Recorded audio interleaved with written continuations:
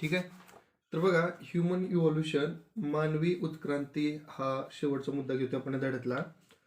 The biodiversity that is known today has been said to be formed from very simple unicellular organism due to evolution. ठीक आहे. तर बघा, आज आपण जी जैवविविधता बघतोय ती एका साध्या एकपेशीय प्राण्यापासून बनलेली आहे आणि याच्यामध्येच आपल्याला उत्क्रांतीचं मूळ जे आहे ते पाहायला मिळतं. In this evolution, origin of human evolution can be shown as per the picture given below. ठीक आहे. तर आपण खाली एक आकृती बघणार आहोत ज्याच्यामध्ये माणसाची उत्क्रांती कशी झाली ते आपल्याला पाहायला मिळेल. Last dinosaur disappeared approximately 7 crore years ago. ठीक आहे. शेवटचा जो डायनासोर आहे तो 7 कोटी वर्षापूर्वी नष्ट झाला. त्यानंतर काय झालं बघा, at that time monkey like animals are said to be evolved from some ancestor who were more or less similar to modern lemurs. ठीक आहे.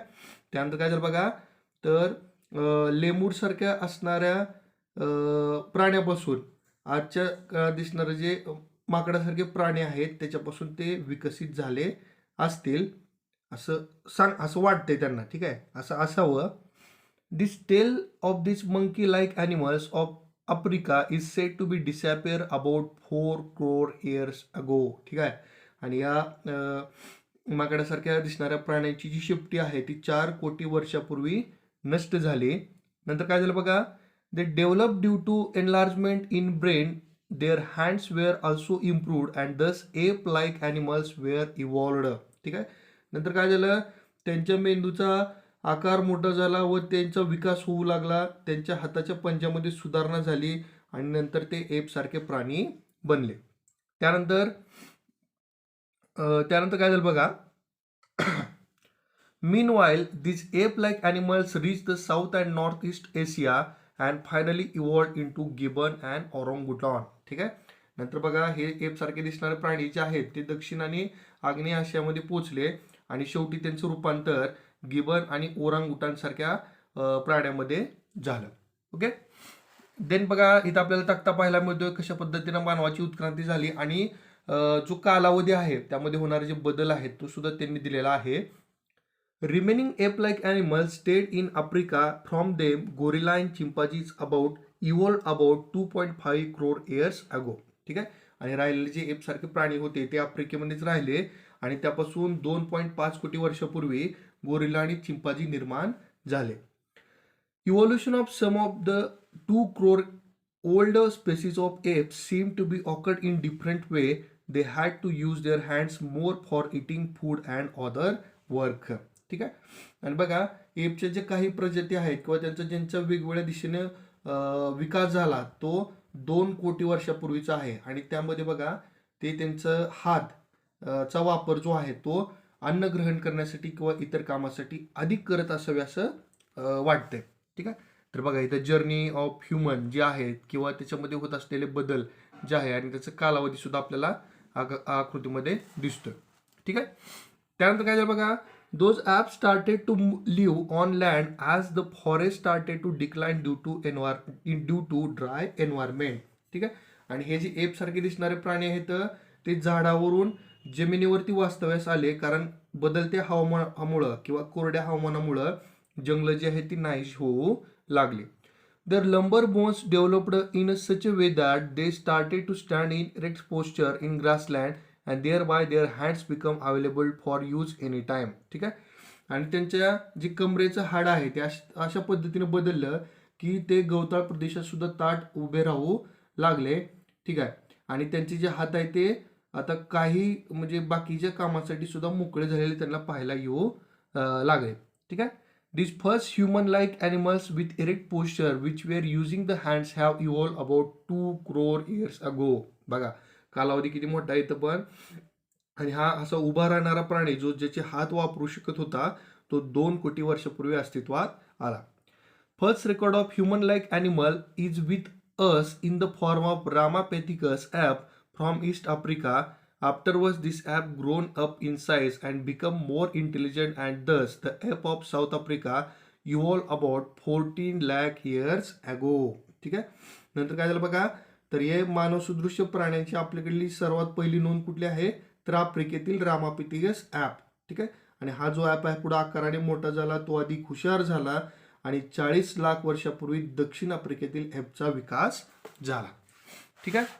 त्यानंतर नेक्स्ट काय म्हणलं बघा, आता इथं बघा डायग्राममध्ये सुद्धा दिसते डेव्हलपमेंट ऑफ ह्युमन ब्रेन, मानवाच्या मेंदूचा विकास जो आहे तो कशा पद्धतीने झालेला आहे ते आपल्याला दाखवलंय. ठीक आहे. देन काय म्हणलं next, the morphology of this human like animal started appear like to the member of genus Homo about 20 lakh years ago and the skilled human developed. नंतर यांच्यात काय बदल झाला बघा, तर 20 लाख वर्षापूर्वी या मानव सदृश प्राण्याची रचना मानव या प्रजातीचे सदस्य असण्या इतपत आपल्या जवळची असल्यासारखी दिसू लागली आणि अशा पद्धतीने कुशल मानव निर्माण झाला.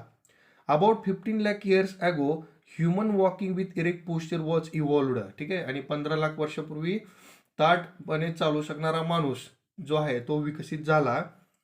It may have existed in China, Indonesia of Asian continent. ठीक आहे. तर बघा हे कुठल्या कुठल्या प्रदेशामध्ये यांचा वावर होता, तर आशिया खंडातील आणि चीन आणि इंडोनेशियापर्यंत. ठीक आहे. देन काय म्हणलं बघा, evolution of upright man continued in the direction of developing it's brain for the period of about 1 lakh years and meanwhile it discovered the fire. ठीक आहे. आणि जवळपास 1 लाख वर्षापर्यंत ताठ चालणाऱ्या माणसाचा मेंदू जो आहे त्याचा विकास होत राहिला आणि त्याची प्रगती होत राहिली. नंतर त्याला अग्नीचा वापराचा सुद्धा शोध लागला. Brain of 50,000 year old man had been sufficiently evolved to the extent that it could be considered as the member of class wise man, that is homo sapien. ठीक आहे.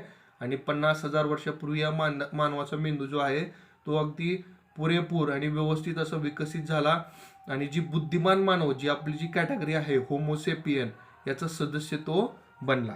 नंतर काय झालं बघा, Neanderthal man can be consider as the first example of wise man. आणि याच्यामधला Neanderthal माणूस जो आहे तो सगळ्यात पहिला उदाहरण जे आहे या बुद्धिमान मानव या वर्गातील पहिलं उदाहरण आहे.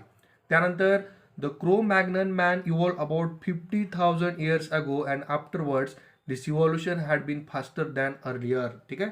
आणि त्यानंतर क्रो मॅग्नन मानव अस्तित्वात आला किती वर्षापूर्वी, 50,000 वर्षापूर्वी. आणि त्याची जी प्रगती आहे ती अगदी झपाट्यानं होऊ लागली. ओके. चित्रामध्ये तुम्हाला निएंडरथल मॅनचं चित्र सुद्धा दिलेलं आहे. देन काय म्हणलं बघा, about 10,000 years ago wise man started to practice the agriculture. 10,000 वर्षापूर्वी बुद्धिमान मानव काय करू लागला, शेती करू लागला. It started to rear the cattle herds and establish the cities. ठीक आहे. त्यानंतर त्याने पशुपालन सुरू केलं, नवीन नवीन शहरं वसाहती तो वसवू लागला. ठीक आहे. Culture develop to place. त्यानंतर संस्कृतीचा विकास झाला. Art of writing was invented about 5,000 years ago and thus history had been started. ठीक आहे. आणि लिहिण्याच्या कलेचा शोध जो आहे तो 5,000 वर्षापूर्वी लागला आणि इतिहासाची सुरुवात झाली. Okay. Modern sciences emerge about 400 years ago and industrial society was established about 200 years ago, and now we have reached at this stage and still we are searching the details of roots of human ancestry. ठीक आहे. आणि 400 वर्षापूर्वी आजच्या आधुनिक शास्त्राचा उदय झाला. 200 वर्षापूर्वी औद्योगिकरणाची सुरुवात झाली. आपण म्हणतो बघा वाफेचं इंजिनाचा शोध लागल्यानंतर मानवाचं जीवन गतिमान झालं आणि आधुनिक युगाची सुरुवात झाली. ठीक आहे. आणि आज आपण इथपर्यंत आलो आहोत, अगदी चंद्रावरती जाऊन सुद्धा पोहोचलो, मंगळाच्या दिशेने सुद्धा आपण मार्गक्रमण केलंय, तरीही आपण मानववंशाच्या मुळाचा तपशिलाचा शोधच घेत आहोत.